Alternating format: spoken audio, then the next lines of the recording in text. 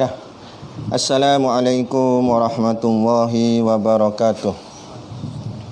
Ila hadrati sayyidina wa habibina wa syafi'ina Muhammadin sallallahu alaihi wasallam wa ila arwahi abaihi wa ikhwanihi minal anbiya'i wal mursalin salawatullahi wa salamuhu alaihi wa alaihim ajma'in wa ala ali kulli wa sahabati wal qarabati wa tabi'in wa tabi'i tabi'in ila yaumiddin ila arwahi walidina wa muallimina wa zawil huquqi alaina ajma'in wa khususan ila hadrati Syekh Ibn Aqil bisiril Fatihah. A'udzubillahi minasyaitonir rajim. Bismillahirrahmanirrahim. Alhamdulillahirabbil alamin arrahmanir rahim maliki yaumiddin iyyaka na'budu wa iyyaka nasta'in ihdinas siratal mustaqim siratal ladzina an'amta 'alaihim ghairil maghdubi 'alaihim waladdallin. Cahaya okey.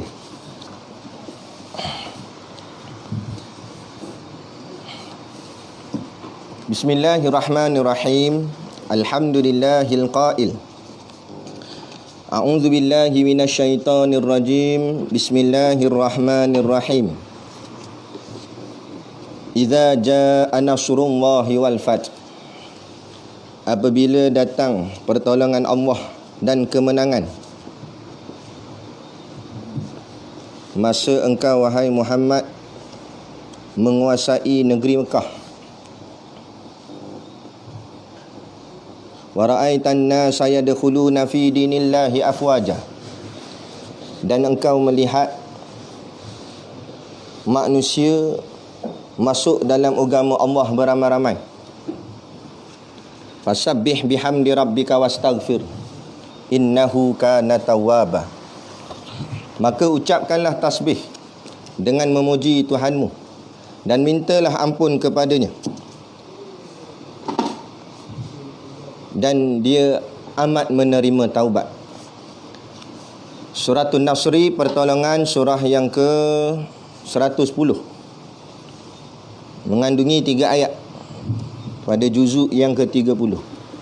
Asyhadu an la ilaha illallah wahdahu la syarikalah wa asyhadu anna sayyidana Muhammadan abduhu wa rasuluh. Allahumma salli wa sallim ala sayyidina Muhammad wa ala alihi wa ashabihi wa tabi'ina lahum bi ihsanin ila yaumiddin.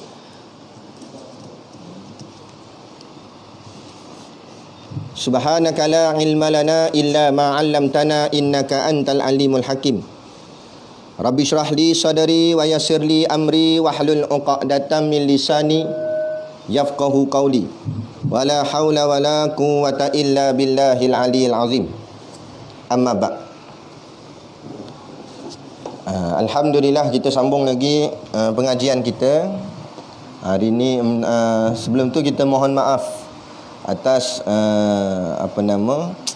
tergendalanya pengajian kita semalam kerana masalah coverage line tak berapa kuat kat tempat tu. Jadi kita cuba ubah tempat lain pula. Mi. Tak apa. Yang terseluruhan sikit anda pakai. Jadi kita cuba ubah tempat. Jadi hari ni tempat baru. Tempat ni lama dah, tapi tempat kita rakam ni baru. Jadi moga-moga insya-Allah jadi keberkatan lah. Moga-moga tempat yang kita rakam ni line dia okey apa semua, dapat kita teruskan pengajian kita ni dengan berjalan dengan lancar. Sebelum tu kita baca dulu fadilat Ramadan ni. Antaranya qala Rasulullah sallallahu alaihi wasallam, tughallaqa abwaban nari wa tuftahu abwabal jannah wa tusaffadu fihi asyayatin.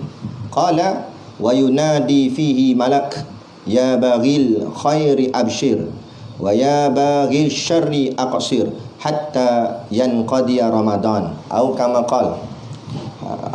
Rawahu Ahmad wa Nasa'i. Hadis riwayat Imam Ahmad dan Nasa'i. Kata Nabi sallallahu alaihi wasallam, tughallaqa abwaban nar. Pada bulan itu, yakni bulan Ramadan, ditutup pintu-pintu neraka. Wa tuftahu abwabal jannah. Dibuka pintu-pintu syurga. Wa tusaffadu fihi syayatin. Dan dibelenggu syaitan-syaitan. Lagi sabdanya, wa yunadi fihi malak. Lagi, dan seorang malaikat akan berseru. Waktu Ramadan, pintu neraka ditutup, pintu syurga dibuka, syaitan diikat. Lepas tu ada satu malaikat akan menyeru, akan berkata, ya bagil khairi absyir, hai pencinta kebaikan. Tapi kita tak dengar, kita dengar pensan kita. Waktu bulan Ramadan ni, ada malaikat ni, satu malaikat ni dia bercakap dengan kuat. Makhluk lain boleh dengar kecuali kita manusia. Jadi kata dia, hai pencinta kebaikan yang suka buat benda baik, bergembiralah kerana bulan ini adalah bulan bagi orang yang sukakan ibadat, sukakan kebaikan. Inilah bulan dia untuk dilipat gandakan ganjaran pahalanya dan dilipat gandakan aktiviti ibadatnya. Lebih-lebih lagi pula tahun ni punya Ramadan, Allah beri kita satu ujian tetapi dalamnya nikmat. Di mana ujian dia iaitu coronavirus lah, COVID-19. Tetapi di dalamnya, kalau kita tengok betul-betul, dalamnya ada nikmat. Mana nikmat? Nikmatnya Allah berikan satu masa yang penuh kepada kita untuk kita melaksanakan ibadat secukup-cukupnya. Sebab bukan kata kita kat sini je, mana-mana orang pun tak ada kerja pejabat, cuti apa semua, duduk rumah dengan family, tak boleh keluar pergi mana. Apa lagi kita nak? Masa ni lah kita nak baca Quran banyak-banyak, nak sembahyang sunat banyak-banyak, nak solat qada yang dulu-dulu terhutang dan sebagainya. Ni sebab tu kata malaikat ni, hai pencinta kebaikan, gembiralah bulan ni. Ada pun dia kata lagi, hai pencinta kejahatan, yang suka buat benda jahat, nantilah sampai Ramadan berakhir, dia kata. Seolah-olah dia nasihat, janganlah buat benda jahat. Kalau nak pun biarlah sampai Ramadan habis. Bukan maksud lepas Ramadan habis ni enjoy boleh buat jahat dah. Tak. Tapi sekurang-kurangnya menjaga Ramadan ni. Tu betul. Ada hikmah juga Allah datangkan COVID-19 ni bertepatan dengan hadirnya bulan Ramadan. Macam bila berlaku PKP ni, walaupun dalam masa yang sama kita tengok masjid tak dapat beroperasi, tetapi dalam masa yang sama juga pusat judi pun berhenti, kilang arak berhenti. Maknanya segala aktiviti maksiat, joget-joget, nyanyi-nyanyi, melalak-lalak dalam televisyen terhenti. Jadi segala perkara maksiat, perkara yang sia-sia banyaknya terhenti. Tetapi hal-hal ibadat tak terhenti. Bagi orang yang betul-betul suka pada ibadat tak terhenti. Jangan bagi alasan tak pergi masjid, habis tak ada tarawih lagi. Tak, tarawih bukan mesti wajib di masjid. Dan asal ni tarawih ni pun bukan buat berjemaah. Tarawih ni seorang-seorang. Asalnya Nabi SAW, Nabi pergi ke masjid bila bulan Ramadan. Nabi semayang sunat. Lepas habis semayang isyak ni, Nabi semayang sunat. Namanya sunat tarawih lah.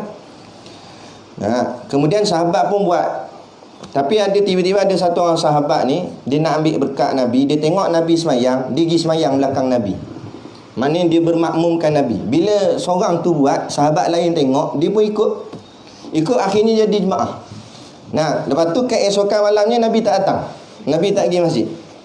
Bukan tak pergi masjid macam mana, Nabi pergilah masjid. Nabi pergi semayang isyak, lepas semayang isyak Nabi balik. Tak tunai semayang tarawih tu, Nabi buat di rumah. Bila keesokan pulanya sahabat lain tanya, ya Rasulullah, kenapa semalam tak ada? Kata ada, aku dibuat di rumah. Itu kenapa tak? Sebab aku khawatir kalau aku buat berterusan berjemaah dan ramai-ramai gini, takut jatuh hukum jadi wajib, memberatkan umatku. Sebab kelakuan Nabi ni, kalau Nabi buat selalu tanpa berhenti jadi wajib. Kalau Nabi buat tapi ada tinggal sikit-sikit jadi sunat. Dipanggil sunat muakkad, sunat yang dituntut. Tapi kalau Nabi buat sekali dua je, lebihnya Nabi tak, jarang Nabi buat, jadi sunat juga tapi ghairu muakkad. Bukan sunat yang dituntut. Dia begitu. Jadi samalah juga. Tapi Nabi kerap buat tarawih, kan? Ada masa-masa Nabi ada urusan ke dan sebagainya, ataupun Nabi buat di rumah sendiri dan sebagainya, maka jadilah tarawih ini hukumnya sunat. Itu asalnya. Kemudian datang zaman Sayyidina Umar Al-Khattab. Sayyidina Umar, dia tengok orang semayang tarawih ni seorang. Dia kata dah alang-alang masing-masing pakat nak semayang tarawih, tapi main sendiri-sendiri, baik kita buat jemaah terus, sekaligus nampak serentak. Start daripada itulah diamalkan tarawih ni berjemaah sampai ke hari ni. Tu sejarah dia. Sebab tu kalau buat-buat Wahabi ni, dia nak hentam, dia kata bid'ah. Antara bid'ah yang terawal, Saidina Umar buat solat sunat tarawih secara berjemaah. Bid'ah tu, tapi bid'ah yang hasanah, bid'ah yang mendatangkan kebaikan, bukan bid'ah yang tak elok. Baik, selesai itu berkenaan dengan fadilat Ramadan kita. Moga-moga kita dapat menyahut seruan malaikat yang mengajak kepada kebaikan tadi tu. Kemudiannya pelajaran pelajaran bahasa Arab kita hari ni banyak sikit. Antaranya lah Masaul Khair ataupun Masaul Nur. Masaul Khair, selamat petang ni boleh digunakan start daripada lepas zuhur sampai ke isyak. Maknanya kalau nak ucap waktu macam ni pun masih lagi boleh diguna Masaul Khair ataupun Masaul Nur. Kemudian lagi antara perkataan yang kita belajar asdiqai. Asdiqai artinya rakan-rakan. Ni ya asdiqai, wahai rakan-rakanku. Kan? Lagi kita belajar kaifahal. Kalau lelaki ka belakang dia, perempuan ki. Kalau ramai kum, kaifahaluka, kaifahaliki, kaifahaluki, kaifahalukum. Apa khabar semua? Jadi jawabnya alhamdulillah ana bi khair. Ada banyak jawapan boleh. Alhamdulillah ana sihat pun boleh juga. Antara lagi kita mendoakan kawan-kawan sahabat kita dengan ucapan fi hifzillah, semoga dalam jagaan Allah, semoga Allah pelihara. Maksudnya begitu juga. Kan? Ataupun masa kita nak berpisah dengan kawan nak balik dan apa, boleh kita cakap fi hifzillah, semoga dalam jagaan Allah. Satu ucapan yang baik. Kemudian lagi kita belajar al-yaum azhabu ilal musalla. Al-yaum tu maknanya hari ini, azhabu aku pergi, ila ke al-musalla. Antaranya musalla tu artinya surau ataupun masjid boleh, ataupun majlisul ilmi. Ni al-yaum azhabu ilal majlisi ilmi. Hari ni aku pergi ke majlis ilmu. Malam ni lah kan. Darul aitam. Aitam tu jamak bagi anak-anak yatim. Darul tu ada dengan makna negeri, ada dengan makna rumah ataupun tempat pun boleh juga. Darul aitam iaitu rumah anak yatim. Lagi kita belajar ayat yang panjang sikit. Fi syahri Ramadan. Fi tu pada syahri bulan Ramadan. Ramadan lah. Fi syahri Ramadan, dalam bulan Ramadan atau pada bulan Ramadan, asumu lillahi ta'ala, aku berpuasa kerana Allah Ta'ala. Ataupun fi syahri Ramadan atasahharu lillahi ta'ala, ada bulan Ramadan aku bersahur kerana Allah Ta'ala. Ataupun fi syahri Ramadan atlul Quran lillahi ta'ala, dalam bulan Ramadan aku membaca Al-Quran kerana Allah Ta'ala. Lagi kita belajar fi syahri Ramadan atasaddaqu alal miskin, alal masakin, aku bersedekah ke atas orang-orang miskin. Ataupun alal muhtajin. Muhtaj tu maksudnya berkehendak sangat, tersangat-sangat. Tu muhtajin, orang yang sangat-sangat memerlukan. Al-fuqara, orang yang fakir miskin. Dan lagi kita belajar fi syahri Ramadan ajtanibud dakhin. Ad-dakhin tu ambil daripada perkataan dukhon asap. Ad-dakhin yang mengeluarkan asap, yang ni rokok. Fi syahri Ramadan, pada bulan Ramadan, ajtanibu, aku meninggalkan. Ad-dakhin, aku meninggalkan merokok. Tinggal rokok. Ni yang tengok dalam video ni, ada mana geng-geng rokok, tinggallah rokok bulan Ramadan ni.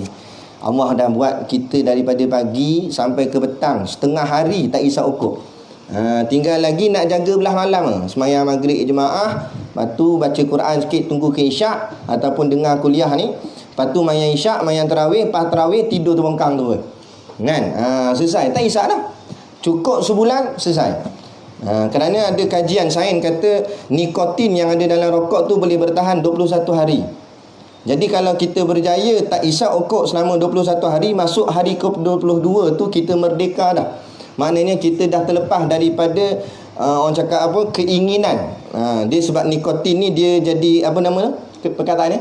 Tagih. Dia jadi tagih. Jadi tagih tu hilang sebab fungsi nikotin tu hilang selama 21 hari. Ini kajian lah. Jadi Allah buat 30 hari Ramadan, kita tinggal, insya-Allah boleh tinggal terus. Ini dah dengar azan, Allahumma lakasum tu dah. Bakar tu hokok. Allah. Dulu anak time isap hokok dulu gitu kan. Tunggu azan tak bedal kurma. Bedal dan hil dulu. Nak ambil sunnah mana tak tahu. Tu. Jadi itu ubah. Nah. Lagi kita belajar fi syahri Ramadan ajtanibu minal kalamil fahish. Fahish tu maknanya keji. Al kalamil fahish, cakap keji. Pada bulan Ramadan aku meninggalkan perkataan-perkataan yang keji. Fi syahri Ramadan ajtanibu minal a'mali sayyiat. As-sayyiat buruk. Amal lah, perbuatan. Jadi pada bulan Ramadan ajtanibu, aku meninggalkan a'mali sayyiat, perbuatan-perbuatan yang buruk. Dan hadza faqat li hadzal yaum. Hadza tu ini, faqat sahaja, ini sahaja, li hadza, li bagi hadza ini yaum, iaitu ini sahaja bagi hari ini. Pelajaran percakapan al-lughatul arabiyah kita. Kemudian kita masuk kitab kita dengan berbaki beberapa minit aja lagi ni. Qala al-muallif rahimahullahu taala wa nafa'ana wa iyyakum bi ulumihi fid daraini amin ya rabbal alamin. Kata pengarang kitab, muka surat yang ke-20, kitab Zadul Muta'alim. Tajuknya percaya dengan malaikah. Ni tajuk baru malam ni. Percaya dengan malaikat. Diambil daripada rentetan hadis berkenaan dengan rukun iman. Selepas beriman pada Allah, al-imanu antu minabillah, kemudian wa malaikatihi, beriman pada malaikat pula. Jadi apa itu malaikah? Asal kataan yang malaikah ni malak. Malak tu maksudnya yang dimiliki lah. Yang siapa milik dia? Allah. Lepas tu malaikah ni tentera Allah. Kan? Dia mufrad dia malakun, satu malaikat. Tapi kalau malaikah maknanya malaikat banyak. Malaikat ialah hamba-hamba Allah. Ni malaikat ni hamba-hamba Allah. Macam kita kan hamba Allah yang dijadikan daripada nur. Jadi berkenaan dengan nur, penciptaan malaikat ni, dia di sini ada perbahasan di kalangan ulama. Ada ulama mengatakan nur diterjemah dengan cahaya. Ada ulama yang berhati-hati, maka dia tidak menterjemahkan nur tu dengan cahaya. Sebab tu kalau kita tengok dalam kitab Zadul Muta'alim, dia tak tulis daripada cahaya, tapi dia tulis daripada nur. Dia mengekalkan kataan Arab nur tu sendiri. Kerana untuk nak kita faham, memang kita boleh kata, sebab ada pandangan yang kata ya malaikat tu dibuat daripada nur tu maknanya cahaya lah. Tapi jangan kita faham cahaya yang sama macam cahaya macam ni. Ibarat saja perkataannya cahaya, tapi macam mana cahaya, wallahu a'lam. Dan cahayanya lebih hebat daripada cahaya yang kita kenal di dunia ni, yang kita nampak dari sudut lampu ni. Takut lagi dia samakan lampu dengan malaikat. Malaikat tu panjang malaikat ni. Tu kata kan. Jadi jangan. Jadi kita ambil langkah berhati-hati seperti mana ulama-ulama ini kita kata daripada nur. Tapi nak mudah fahamnya, nur tu cahayalah. Tapi cahaya macam mana? Lebih hebat daripada cahaya yang kita kenal di sini. Macam mana? Wallahu a'lam. Tu. Lagi lagi dimuliakan. Malaikat antara makhluk yang dimuliakan. Dimuliakan oleh siapa? Dimuliakan oleh Allah. Kenapa dimuliakan oleh Allah? Kerana malaikat tak pernah buat salah, buat silap, buat dosa. Tak ada. Sebab apa? Sebab dia mulia. Sebab apa dia mulia? Sebab dia dimuliakan Allah. Begitu juga hamba Allah yang bernama manusia. Kalau manusia tu dimuliakan Allah, maka manusia itu akan, orang cakap, terhindar daripada perkara-perkara as-sayyiat, yang buruk-buruk. Seorang tu kita tengok dia baik, warak dan soleh dan sebagainya, itu kerana Allah memuliakan dia. Kalau Allah tak muliakan dia, nescaya dia keji, nescaya dia jahat, nescaya dia buruk. Jadi kita, kalau diri kita berada dalam kebaikan, sembahyang tarawihnya, dengan mengajinya, macam-macam amal kita buat, berpeganglah itu kerana Allah yang tolong muliakan kita. Bukan sebab kita hebat, bukan sebab kita mulia, tapi Allah lah yang memuliakan. Dengan sebab Allah muliakanlah kita berada dalam amal. Kalau Allah tak muliakan, tak ada lah, kan? Aduh. Lepas tu mana? Dan terpelihara daripada maksiat. Nampak? Malaikat terpelihara daripada segala bentuk maksiat. Apa makna maksiat? Maksiat ni iaitu segala perkara yang dibuat mendatangkan kemurkaan Allah. Maksiat tu. Setengah orang dia salah faham. Dia faham maksiat tu zina. Maksiat tu itulah benda-benda perzinaan dan sebagainya, pelacuran. Bukan mesti itu saja. Memang itu maksiat. Tapi maksiat bukan itu saja. Maksiat ni apa saja perkara kalau dibuat Allah murka, Allah tak suka, Allah marah. Itu maksiat tu. Contoh lagi maksiat iaitu meninggalkan solat. Maksiat. Ada orang dia marah orang minum arak. Kan kes mabuk itu langgar polis. Marah. Ni apa mabuk? Dia dalam duk marah-marah tu dia seluar pendek. Semayang pun tidak. Puasa pun kadang-kadang bawa balik plastik hitam. Pergi ke belakang kedai mamak kan. Jadi walaupun dia marah orang minum arak mabuk, yang dia pun mabuk juga tu. Yang dia pun sebenarnya maksiat juga. Ahli maksiat. Mana ahli maksiat tu? Mu tak tutup aurat, tak mendatangkan kemurkaan Allah. Jadi kita salah faham. Jadi maknanya apa saja yang menyebabkan ataupun perbuatan yang Allah tak suka, yang Allah marah, itu maksiat dah tu. Ada pun malaikat, bila malaikat dikata dalam kitab ni kata malaikat terpelihara daripada maksiat, artinya malaikat tak pernah buat Allah marah. Ada. Ada. Lepas tu kadang-kadang kita malu dengan malaikat. Kita ni banyak kali buat Allah marah ke kita. Kan? Tapi malaikat tak pernah buat Allah marah. Tapi ada yang malaikat malu pula dengan orang tu. Kenapa pula? Dahlah dia tak pernah buat Allah marah, dia buat Allah sayang pula. Lagi malaikat malu pula dengan orang tu. Kita nak, kalau boleh jadilah orang yang malaikat malu dengan kita. Maksud malaikat malu dengan kita ni, iaitu kita ni dahlah kita tak buat apa yang Allah marah, kemudian Allah sayang pula pada kita. Tu Allah manja-manjakan kita. Tanda Allah bermanja-manja dengan kita apa dia? Allah menjinak-jinakkan hati kita dengan segala amal ibadat. Dia jadi sonok nak buat ibadat. Dia jadi orang cakap apa, tak sabar-sabar nak melakukan ibadat. Pas semayang. Dia nak gemar, dia jadi sonok. Sebut nama Allah tu mainan dia. Makanan dia iaitu zikrullah. Kan? Dia puasa ni tak terasa lapar dia. Dengan berzikir tu dia rasa sedap, dia rasa kenyang. Kan? Jadi kadang-kadang begitu jadi berlaku pada satu-satu orang. Kan? Masa ni lah kita kena usaha dalam bulan Ramadan ni untuk tingkatkan. Sebab Allah buka pintu langit, Allah buka pintu syurga untuk nak mendapat segala keberkatan dan rahmat daripada Allah ni. Kan? Maka kalau siapa yang dapat, dia akan dapatlah kelazatan tersebut. Jadi mereka itu, kata dia, malaikat ni lah bukan lelaki, ya, dan bukan perempuan. Maknanya malaikat tidak berjantina. Berbeza dengan iblis, syaitan. Setan dia ada jantan, ada betina. Tetapi malaikat tidak. Tak ada malaikat lelaki, tak ada malaikat perempuan. Saya lagi tanyalah, Jibril lelaki perempuan tak? Tak ada.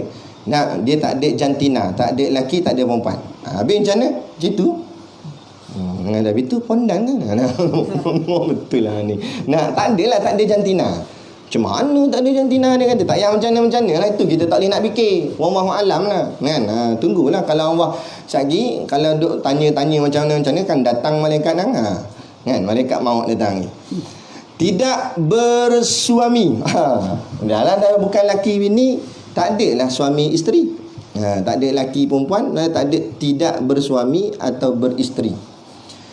Jadi bila tak bersuami, tak beristeri, ada anak tak malaikat ni? Tak adalah. Sebab anak tu hasil daripada suami isteri. Jadi tak adalah ni anak Jibril ni cucu dia. Tak ada. Habis tu Jibril yang sekarang dengan Jibril yang dulu sejak dalam zaman Nabi Adam yang sama. Tak hati-hati dia. Dulu lah dia. Sejak daripada sebelum jadi Nabi Adam dia ada dah. Sampailah sekarang ni. Tu. Lagi tidak beribu dan tidak berbapa. Mak bapak pun tak ada. Tidak beranak, tak ada anak. Dan mereka tidak tidur. Malaikat tak tidur. Yang tidur kita kan. Mereka tidak tidur. Dan tidak makan, makan pun tidak. Dan tidak minum, minum pun tidak. Betul? Dia puasa ke apa? Tak puasa pun tidak.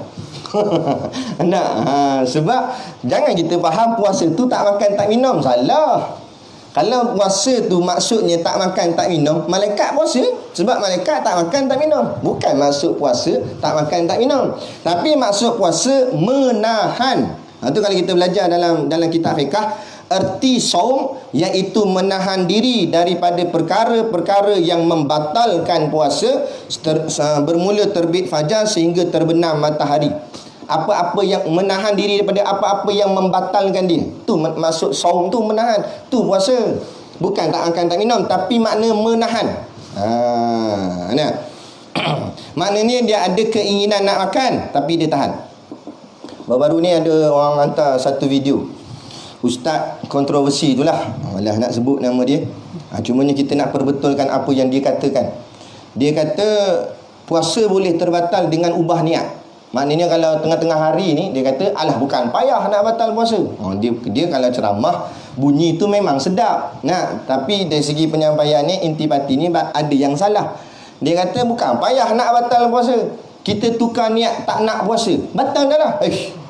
Mana mengambil ngaji mana? Dalam kitab fiqh kata selagi tak masuk benda sesuatu dalam rongga mulut ataupun rongga terbuka, maka tak batal puasa. Walaupun kita niat kata tak nak puasa siang tu. Kita niat malam ni dah nak puasa. Esok paginya pukul 10 tu malah puasa. Tapi tak makan lagi, tak batal lagi. Tapi kalau makan tapi kata puasa lagi, batal. Nampak?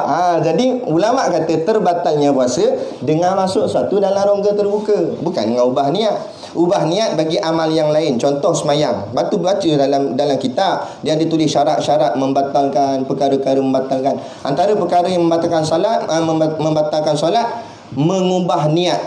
Tengah-tengah semayang nak ubah niat. Mula semayang isyak katakan.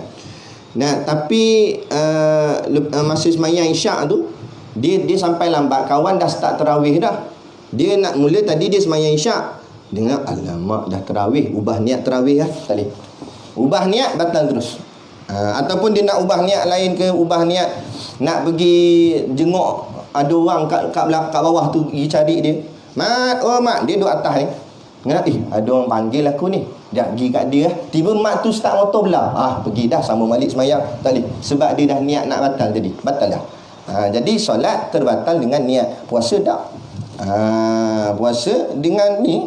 Lepas tu dia kata pula satu lagi, dia kata bila dah masuk je waktu maghrib, walaupun kita tak makan, kita dah dikira berbuka.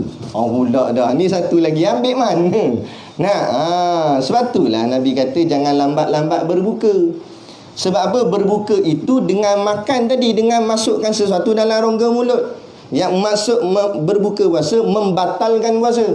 Jadi kalau dah azan pun kita tak masukkan lagi apa-apa dalam rongga terbuka, dikira kita belum berbuka lah. Tiba-tiba dia kata bila masuk je waktu dah buka, yang gi gelojoh nak makan tu pedia. Dia buat ceramah. Orang pun dengar. Ceramah tu memang bunyi macam sedap kan. Kadang-kadang dia nak kata janganlah kita gelojoh berbuka. Tang tu bagus, betul, jangan gelojoh berbuka. Tapi janganlah mu kata bila masuk je waktu maghrib maknanya kamu dah buka. Tak kena. Ulama tak kata gitu. Satu belajar mesti dengan berguru. Jangan memandai-mandai baca kitab sendiri, lepas tu nak hurai sendiri. Tu yang jadi begitu tu. Jadi ikut fahaman dia sendiri. Tu. Lepas tu orang share pula tu. Kan? Share dalam guru agama ke?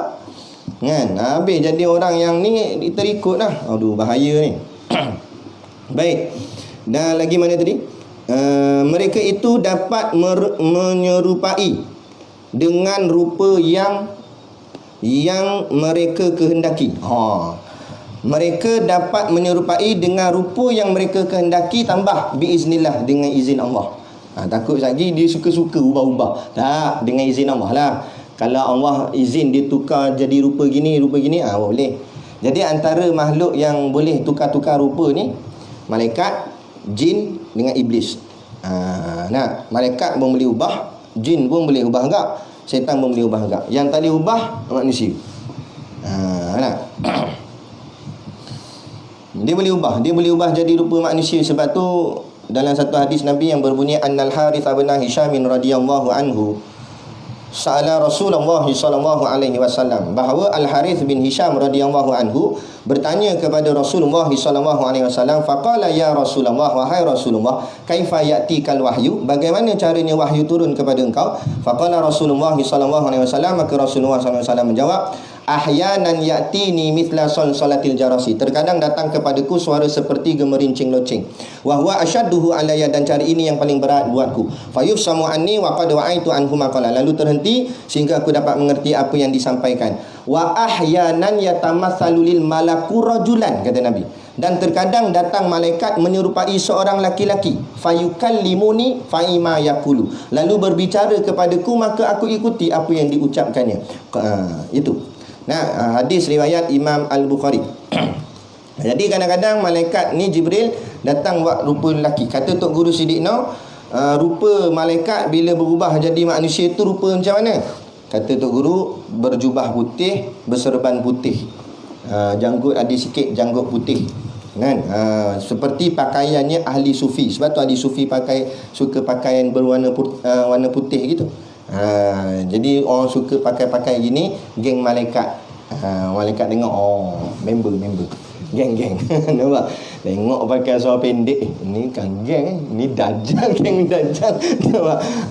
Jadi kita nak jadi geng malaikat, kena pakai macam pakaian yang malaikat suka.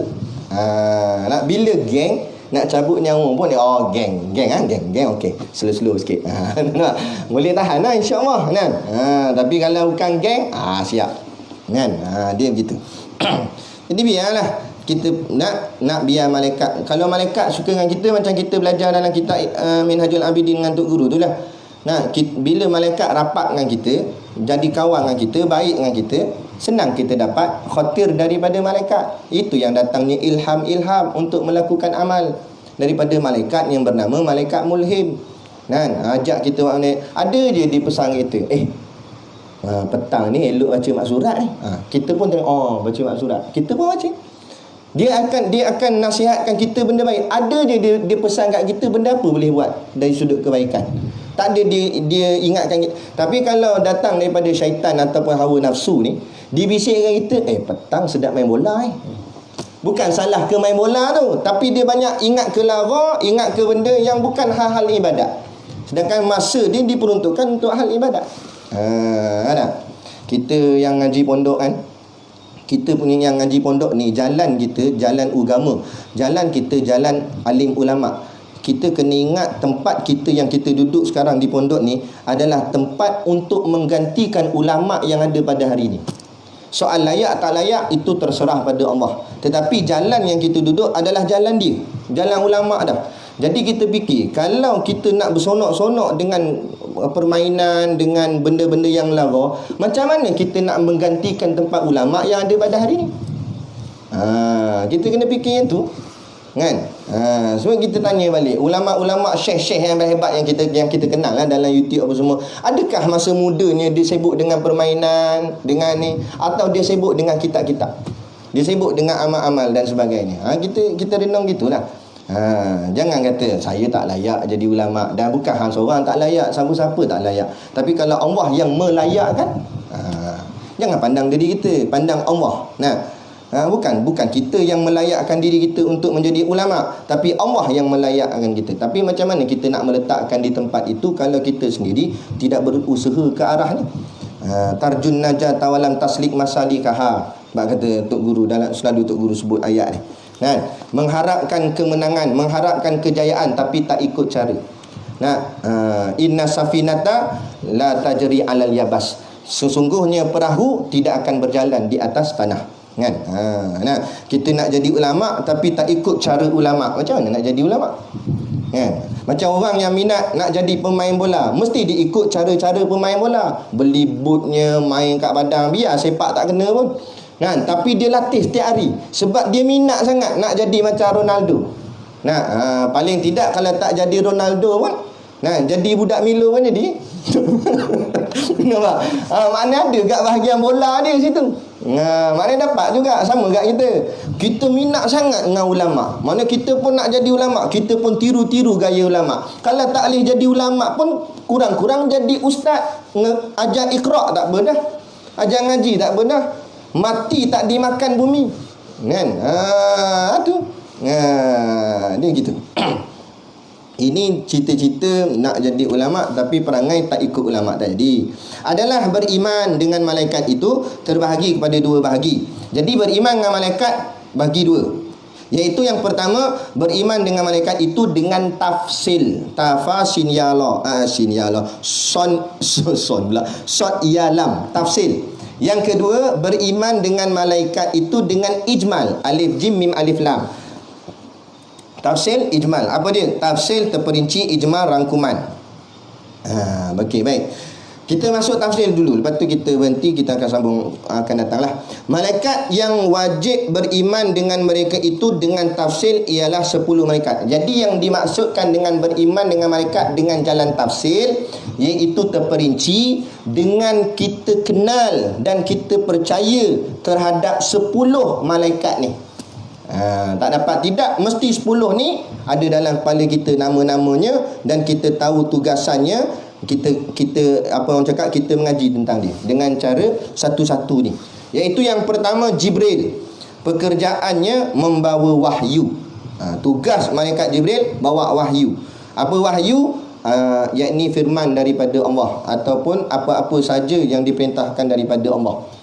Tu panggil wahyu. Jadi jangan buat main perkataan wahyu, ulama larang. Ada dia buat gurau. Kawan dia tanya, macam mana buka puasa esok nak masak apa? Tak tahu, wahyu belum sampai lagi. Kepala otak mu ingat mu nabi nak kata wahyu belum sampai lagi. Tak boleh cakap gitu, ulama larang. Buat main-main dengan perkataan wahyu. Wahyu ni khas untuk nabi. Kita bukan nabi. Jadi tak boleh main cakap-cakap belum dapat wahyu apa. Kalau nak kata belum dapat ilham, tu boleh kan? Kita ilham. Kan? Kita belum dapat ilham. Itu tak apa. Yang kedua, Mikail. Malaikat namanya Mikail. Tugas dia apa? Membawa rezeki. Bawa rezeki. Sekali-sekali ucap terima kasih boleh tak? Kan? Makan-makan terima kasih Mikail. Bawa ayam golek. Tiba dia jawab sama. Kelang kabut tak jadi makan. Yang ketiga, Israfil. Pekerjaannya meniup sangkakala. Itu ada masa mengaji dulu, ada budak nakal, dia tanya, Datuk, sekarang dia buat benda? Mana aku nak tahu. Mungkin dia tengah pegang je lah, tunggu arahan. Allah kata tiup-tiup. Sebab dah tugas dia tiup sangkakala. Dia tak boring tadi. Kata dah, malaikat tak pernah buat apa yang Allah tak suka. Kita suruh buat gini, hilang. Tadi suruh duduk sini, hilang lagi. Mana dia? Mengecewakan. Itu makhluk yang bernama manusia. Malaikat tak pernah mengecewakan. Dia Allah suruh yang tu, itu dia tekun. Bila lama pun tak apa. Tu taatnya malaikat. Keempat, apa ni? Israel. Macam ni eja dia dalam Arab. Israel, ain zai ra alif ya lam. Israel artinya mengambil nyawa. Ni dia. Malaikat maut ni mengambil nyawa. Nampak dia tengok kitab ni, kitab lama ni, syok kitab lama ni, dia berhati-hati setiap perkataan. Dia tak kata mematikan. Kerana malaikat Israel bukan mematikan, tapi mengambil nyawa. Yang mematikan siapa? Allah. Hidup dan mati Allah. Menghidupkan dan mematikan Allah. Adapun malaikat bukan menghidup dan mematikan, tapi malaikat Israel hanya tugasnya mengambil nyawa. Boleh tak boleh Allah buat Israel ambil nyawa tapi tak mati? Boleh tak? Boleh. Tapi macam mana? Wallahu a'lam. Kan? Sebab tugas dia hanya mengambil nyawa. Kelima dan keenam, mungkar dan nakir. Ada sedikit khilaf, ada kata mungkar dan nakir ni satu malaikat yang sama. Wallahu a'lam. Tapi pandangan yang kuat mengatakan mungkar lain, nakir lain. Tapi mereka ditugaskan di tempat yang sama, iaitu menyoal mayat di dalam kubur. Ada yang juga mengatakan bahawa mungkar tanya, nakir rotan. Tak tahulah, wallahu a'lam. Kan? Nak tahu masuk cepat sikit dalam tu. Boleh tengok siapa tanya, siapa rotan. Tapi nak ceritanya ni lah dia. Nama dia Munkar dan Nakir. Menyaal mayat di dalam kubur. Ketujuh, Ridwan. Malaikat Ridwan. Tugas dia menunggu syurga. Tugas dia tunggu. Tunggu tu maksudnya jaga, duduk depan pintu syurga. Tugas dia jaga depan pintu syurga tu. Nama Malaikat Ridwan. Ke-8, Malik, atau nama panjang Malik Zabaniyah, iaitu menunggu neraka, jaga pintu neraka. Kena kenal malaikat. Sagi salah masuk pintu, Malik, saya Malik. Betul lah pintu ni kan. Patut nak masuk syurga, pergi masuk pintu kat Malik. Malik kata masuk aku terajang. Itu neraka. Jadi pergi cari Ridwan. Jadi mana satu Ridwan? Tu pintu dia, pintu syurga. Baik, ke-9, Raqib, menulis amal kebajikan. Ni kat sini. Tapi masa anak kecil-kecil dulu, anak duk faham malaikat tu duduk tenggek atas bahu ni. Mana duduk cangkung sini. Kita mikir kalau aku goyang gini dia jatuh lah. Itu kecil-kecil bodoh tu kan. Tak ada lah begitu. Tapi ibaratnya nak macam mana wallahu alam. Tapi ada dengan kita lah, sebelah kanan kita, kata ulama, namanya Raqib. Tugas dia catat benda baik kita buat. Kita mengaji ni, dia tulis ngaji. Nampak? Buat-buat ngaji je. Nak contoh, nak tak kata siapa-siapa. Tak kira lah dia buat gitu. Dia tulis benda baik, apa dia tulis.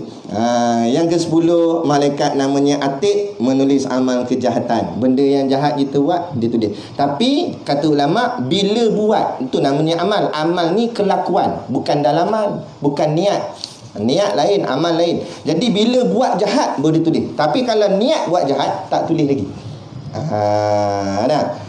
Jadi sebab tu bila niat buat jahat tak kena dosa.